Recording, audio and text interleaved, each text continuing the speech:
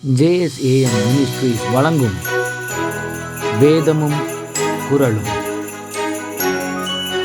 இன்றைய வேதவசனம்: புறம்பே இருக்கிறவர்களுக்கு முன்பாக ஞானமாய் நடந்து காலத்தை பிரயோஜனப்படுத்திக் கொள்ளுங்கள். குறள் இப்படியாய் சொல்லுகிறது: அன்றறிவாம் எண்ணாது அறம் செய்க மற்றது பொன்றுங்கால் பொன்றாத் துணை. இதனுடைய விளக்கம் என்னவெனில், முதுமையில் செய்யலாம் என எண்ணாமல் இப்போதே அறத்தை செய்யும்போது அந்த அறம் நாம் அழியும்போது தான் அழியாமல் நமக்கு துணையாகும். வேதவசனம் இப்படியாய் சொல்லுகிறது: நன்மை செய்கிறதில் சோர்ந்து போகாமல் இருப்போமாக.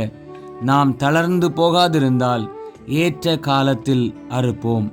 சிந்தனைக்கு: நாட்கள் பொல்லாதவைகளானதால் காலத்தை பிரயோஜனப்படுத்திக் கொள்ளுங்கள். ஜெபிப்போம். அன்பின் பரலோக பிதாவே, இந்த நாளுக்காக உமக்கு நன்றி. நாங்கள் பின்பு பார்த்து கொள்ளலாம் என்று காலம் தாழ்த்தாமல் நன்மை செய்யவும், உம்முடைய மாதிரியை பின்பற்றி உம்மை போல நற்கிரியைகளை வெளிப்படுத்தவும் கர்த்தர் உதவி செய்யும்.